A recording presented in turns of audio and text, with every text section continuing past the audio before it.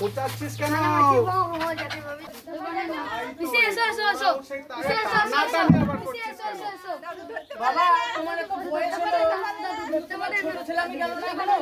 যাকে ভাবি তাকে কানামাছি আর নয় বাবা, আর নয়। এবার বসো বসো, চলো চলো। ওরে ঠিক আছে, আমি ঠিক আছে। এক্ষুনি হাত পা ভেঙে গেলে ওদের ভালো লাগছে রে। ভালো লাগুক, তুমি বসো। হ্যাঁ, এই তোরা বস গা, যা বস গা। আর নয়, অনেক দেরি হয়ে গেল, চলো।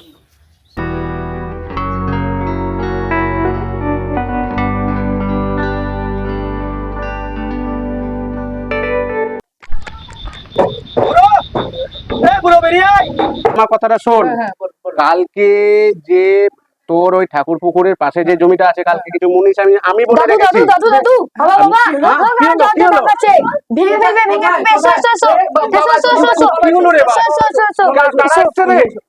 কারা এসছে? সীমন্ত দাদা কই? তোরা দাঁড়া, এখানে দাঁড়া।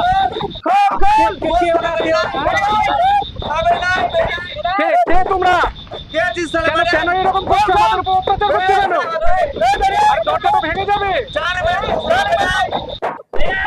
আরে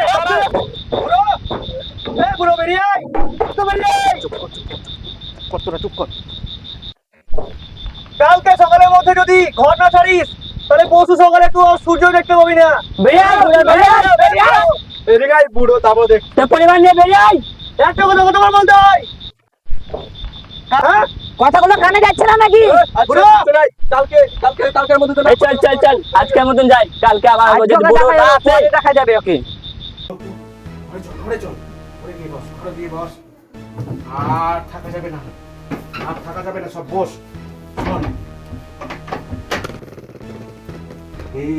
এই যা অত্যাচার, এই অত্যাচার আর সহ্য করা যাবে না, বুঝলি সীমন্ত? হয় না? ভালো করে কান দিয়ে শোন।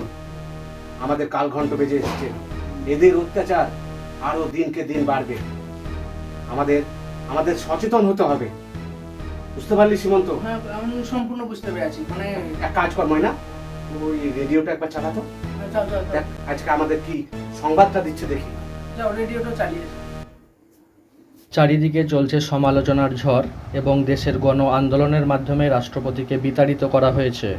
দেশের মধ্যে সৃষ্টি হয়েছে গণ অভ্যুত্থান এবং বিভিন্ন জায়গায় সংখ্যাগরিষ্ঠ জনগণ সংখ্যালঘুদের উপর অত্যাচার শুরু করেছে, তাদেরকে হত্যা করছে, বাড়ি থেকে বিতাড়িত করছে এবং সেই বাড়ি তারা দখল করে নিচ্ছে। গোটা দেশ জুড়ে এখন সন্ত্রাসের বাতাবরণ। খবর এখন এই পর্যন্তই।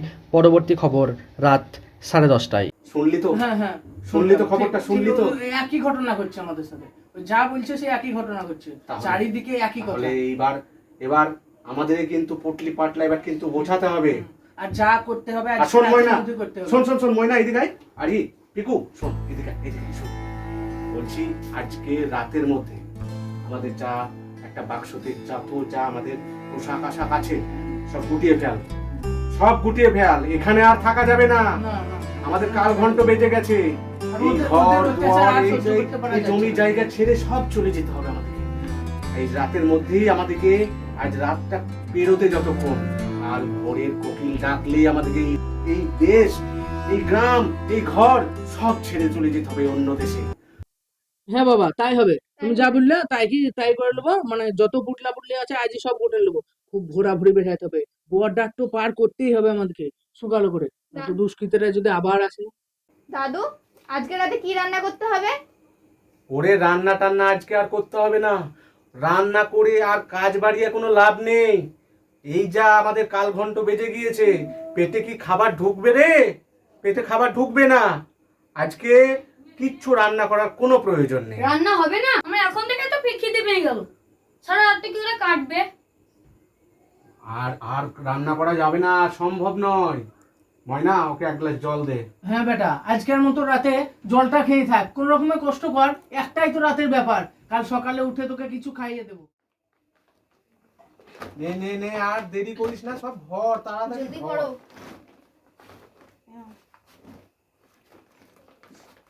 দিদি, আমার এই প্রিয় খানাটা ভরে নাও। এই তো আটে না, তাদের আবার খেলনা। এটা নিতেই পারছিস, ছেলেটা ওইটা নিয়ে এখানে আনন্দ। সে যা হলো, আমার ভাতের থালাটা নিয়ে নি। এই তো ভাত নাই ভাতে ঠান্ডা এ নাও দাদু বস্তার মুখটা বেঁধে দাও হ্যাঁ হ্যাঁ দিচ্ছি। সব সব তোদের মোটামুটি হলো তো? মোটামুটি এক কাজ কর, আর আর সময় দেওয়া যাবে না, এবার একটু গাটা গড়া দে, না হলে চোখ জ্বালা করবে। হ্যাঁ, কাল কাক ভোরেই আমাদের কিন্তু এখান থেকে বেরিয়ে যেতে হবে।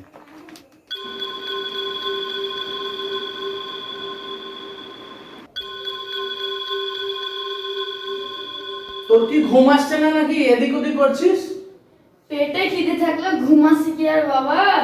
তবু খানি ঘুমানোর চেষ্টা কর বেটা।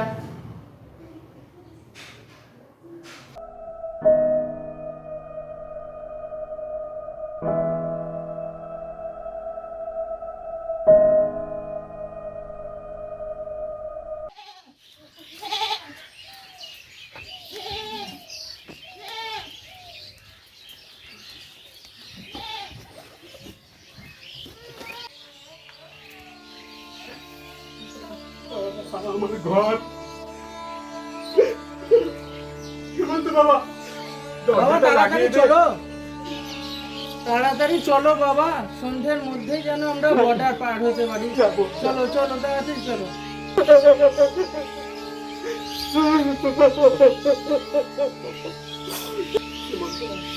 দরজাটা লাগাবি না? শোনো বাবা, এই ঘর বাড়ি এই মায়া মমতায় তুমি আর নতুন করে জড়ায় না। এত বাগান ঘাট গরু বাছুর সবই যখন তুমি ছেড়ে দিতে পেরেছো, তো শুধু এই ঘরের মায়ায় তুমি আর জড়ায় না। চলো বাবা চলো।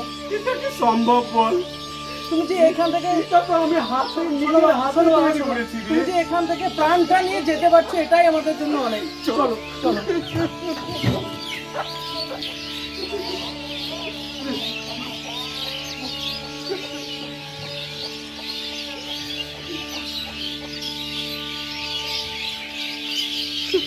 হেমন্ত বাবা, গরুটাকে একবার শেষ খাওয়াতে দে না, তোমার যদি খেতে দিই। তোমার যদি এটাই শেষ ইচ্ছা থাকে তুমি সেটা সম্পূর্ণ করো। আমি এখানে দাঁড়ালাম, যাও বাবা যাও।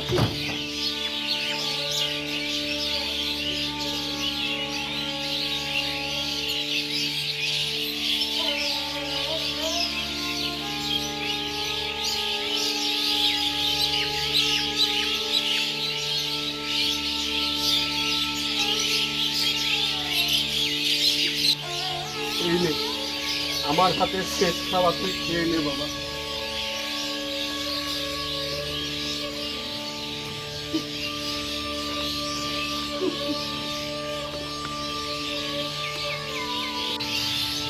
বাবা হলো তোমার? এসো এসো এসো, দেরি করো না, এসো। আসছি রে দাদা।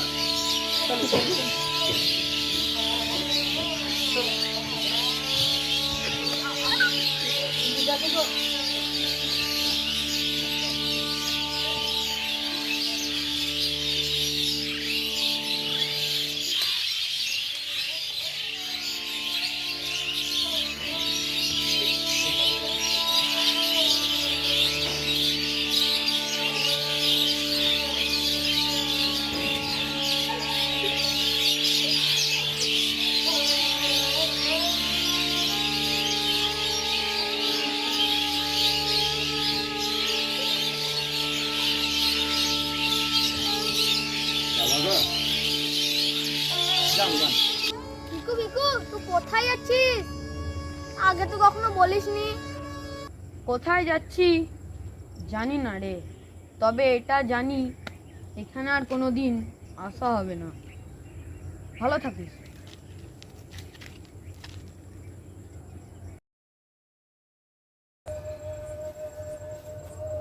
আসার পথে আমার প্রিয় ছাগলটা তোদের বাড়িতে রেখে এসছি রে, দুবেলা দুটো খেতে দিস। আসছি রে।